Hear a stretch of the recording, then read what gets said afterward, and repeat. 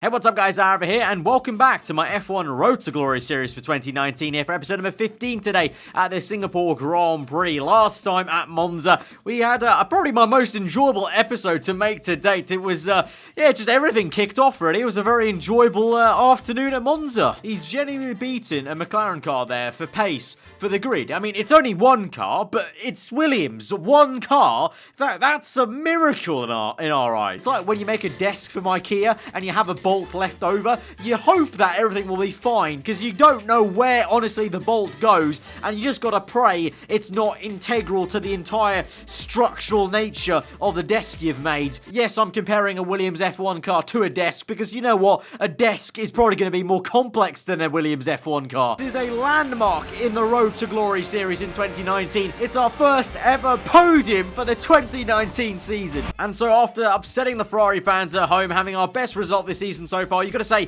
in the style and fashion of the series and Williams, you would say probably the team are due to let us down. We're due to have a reality check, crashing down to earth. And the thing is, quite amazingly, you're wrong. Okay, we had the new parts come through from the factory. We'll get them on the car ahead of FP1. What is this? Whose mans are these at the factory? Who's replaced the Williams mechanics of old? We've had an upgrade that's actually come in at the right time and hasn't failed on the car and has come straight after an amazing win for us effectively. You know, a big haul of points at Monza, and now we come to Singapore and an upgrade's actually stuck on there. Absolutely amazing. Looks like things are going swimmingly for... Oh. Well, rain in qualifying's just put a damper on that. That's going to go well, isn't it? It's raining on the circuit, and we've got the dry tyres on because that's what our engineers told us to do. Looks like everyone's got the dry tyres on. I think the engineers forgotten, though. We're in a Williams and not a Mercedes car, and through turn one, we've lost the back end, we've lost the car, and that's over. That's our quali over. At least the team radio hasn't come on, because if it did, I would expect my engineer to say something stupid like this. Sorry, mate. James wants a word. Hang on a sec. All right, Joe. Hammond? Yes, mate. May. Bad luck. And actually, if we're taking positives out of this entire thing, Robert Kubica there has actually outqualified both Racing Point cars there. So not only is he not even on the last row, he's outqualified 2 cars this time. So that's an improvement there. That is an improvement. Last time it was 1 car, now we've gone to 2. If we continue this, in about 20 episodes time, Robert Kubica could actually get on pole position maybe. That doesn't make any logical sense, but, you know, humour me. But anyways, we move to Sunday, the race day. Obviously, like I said, we were due maybe a reality check. It didn't come right away, but it did come in qualifying then with the rain. And I think, you know, to be honest, it's good. It's good for us to be grounded like this. We don't want our heads to get too big, you know, because can you imagine if the guys back at the factory, if their heads became a bit too big and they stopped working as hard? I mean, they already don't, but if they went even less so, can you imagine? Our car would probably go backwards in performance if they thought we're too comfortable on the track in terms of performance. So this was probably a good thing to really just keep our feet firmly on terra firma. And thankfully for us on the grid here, it doesn't look like there's gonna be any rain for the race. It's gonna be all dry, so it'll just be a case of navigating this tricky tyre wear situation at Singapore, which even in a shorter race is quite a difficulty. The tyres will feel the wear. We're gonna go for the one stop with a bit of a reverse strategy, starting on the harder tyre, which my engineers put me on, and I would agree with it for this one. I think we'll actually find it useful maybe to be in clean air later on in the race and not being held up in the traffic, kind of like kind of Monaco. You know, Singapore does have, you know, it is a street circuit at the end of the day, even though it does have some long straights. I think it will be useful to be in that clean air, so we're going to go for that and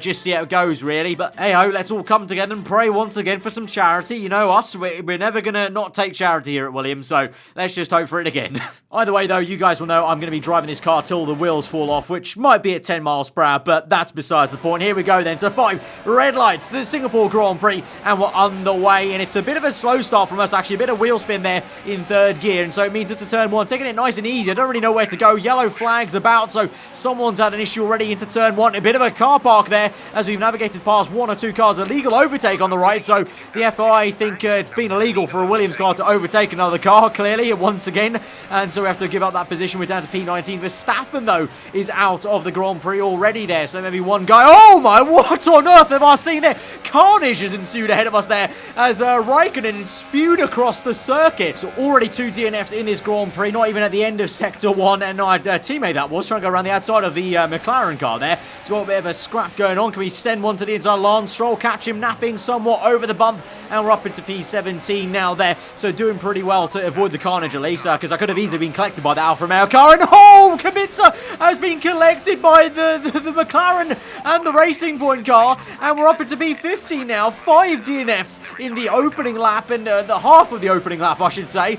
And so it really has been a bloodbath here in Singapore, just like we've seen a few times in some of these other Grand Prix. Not quite the Hockenheim car park, but still, that could have been nasty again. So twice there, you know, if I was a little bit closer, I very much could have been caught up by either of those incidents with the Alfa Romeo or my own teammate there. And instead, we live to fight another day. We're on lap 2 now, chasing after Lando Norris. Remember, this is an important battle, McLaren, because, you know, although we are much further ahead now of McLaren in the championship, I still have that bitter rivalry with them from earlier on in the season, trying to be, well, at least not the bottom British team. I was about to say the top British team, but that can never be the case.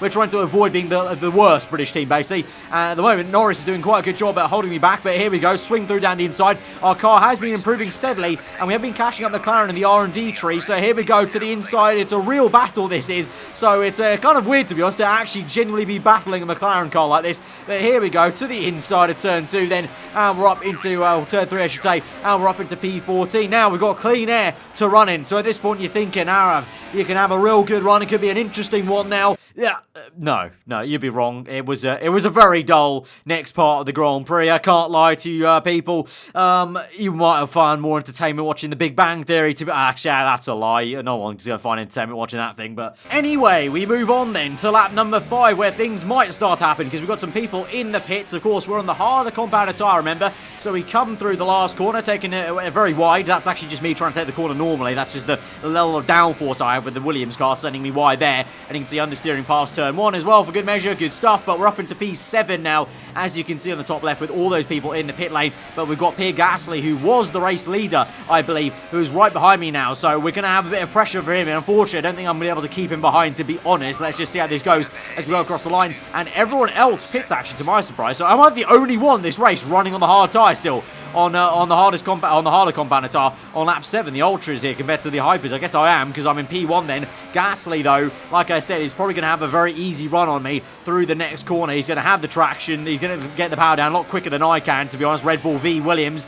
And so here he comes now. So look behind me. He's going to go for it, send it. We have to leave him the room to the inside, and he's pushed past us there. And to be fair, there's no real point fighting him too much, because it's not like I'm going to keep first place all the way to my pit stop and then miraculously make a pit stop and still be right there for fighting's sake. So we just carry on as we go. But to be fair to us then, on the next lap, lap number 7 this is, Hamilton now is behind us, and I thought the same thing would happen again, that I'd keep Hamilton at bay maybe for a few corners, and then again on the main straight would probably get us as we go through the last corner. He's still right up our chuff on lap number 8 then. You can see the lap times haven't exactly been blistering there. Into turn 1, you can see he's very much there in the left mirror. You can see a silver car, but we come through the 3rd turn on the exit there, and we've got a virtual safety car, and so that actually neutralizes things. And so for at least now, we'll keep Hamilton at bay for one more lap. So at least we can pretend like we're keeping Mercedes behind us, and we can sort of be kind of semi-happy about that in a way, a bit of fake happiness. But even after the virtual safety car ended then, a lap or 2 later, we've got both the Mercs actually chasing us. Look at that. That is a sight to behold there. Let's just pause it there. Williams ahead of both Mercedes cars. Now, we've joked about having press releases and photos to use for those press releases. That is the best one so far. 2 Mercedes cars behind us. That is absolutely amazing. Let's roll this on. And for now, we've kept Hamilton at bay for 3 laps here. This is some kind of miracle here, but I think it might just end now as Hamilton sends one to the inside there. He's past us. Bottas closing in a little bit. No, we've been hit by Bottas. He's hit us off, and he's just jealous. He's just jealous he didn't get past us immediately. Don't have to go punting us off, mate. We're still here. Like, we're not under blue flag rules. Just because you can't get past us there in the brake zone the first time doesn't mean... Oh, what a shame, Bottas. That's karma, mate. That's karma. What on earth happened there? Bottas has just taken himself out. What an absolute clown. What clownery we have seen today. That's all I can say. Okay, we're back up into P3. Let's have a watch then. Look at a replay here. This is Bottas being salty as ever. Not getting past us there in the brake zone. I mean, that's also a little bit of us being so slow in the brake zone. And then he just understeers into the wall. That's, you know what, all I can do is just, just get my smug face out, really. Oh, it's so difficult not to look smug at this point.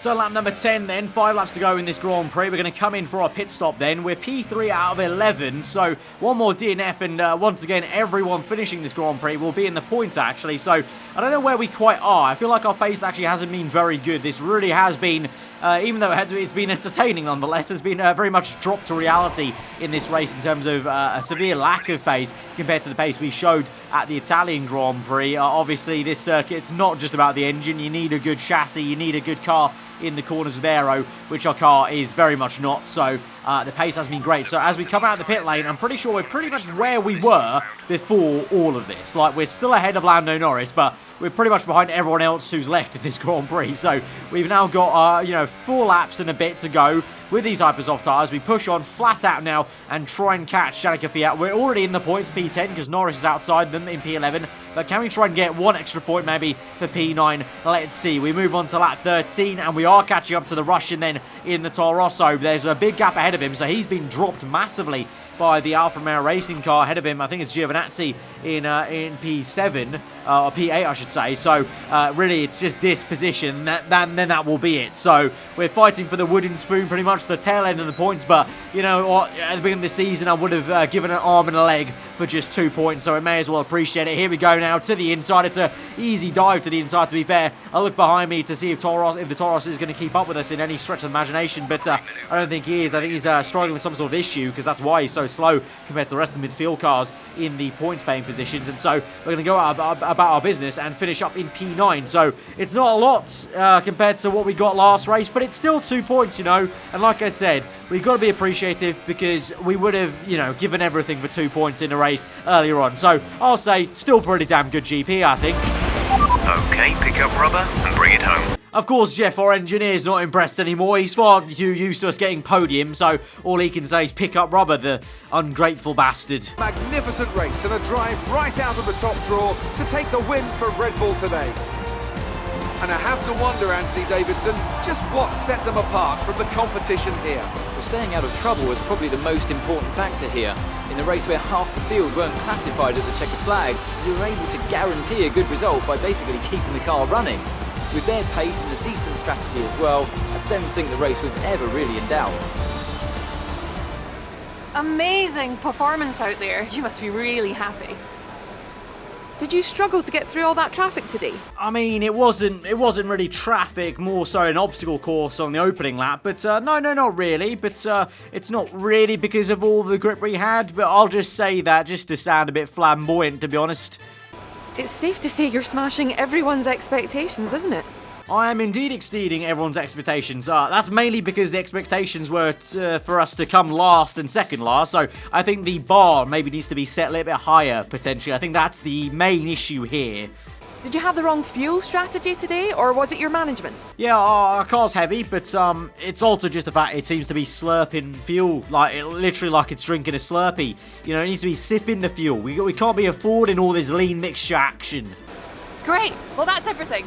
So like I said, it's still points-paying positions. Not the best result ever compared to our previous ones, and we've been beaten by the likes of McLaren and a Taurus and an Alfa Romeo car. So that's not amazingly ideal in terms of we're trying to maybe see if we can keep ahead of Toro Rosso and claw on to Alfa Romeo. We're still in the top 10 Drivers' Championship-wise. That's still amazing, really, as a personal note, as a driver. Constructors, though, the main thing we're looking at, really, this season for the road to glory, we're now level on points with Toro Rosso. So they're coming back at us. So this fight's not over with Toro Rosso, really, and we're not really in a position to be looking completely at Alfa Romeo, because they're right there, level on points with us. So next race, we need to buck up and try and improve for sure, and try and hopefully maybe not have Kubica go out for, I think now the 3rd time in a row. I think Kubica's actually had 3 DNFs in a row.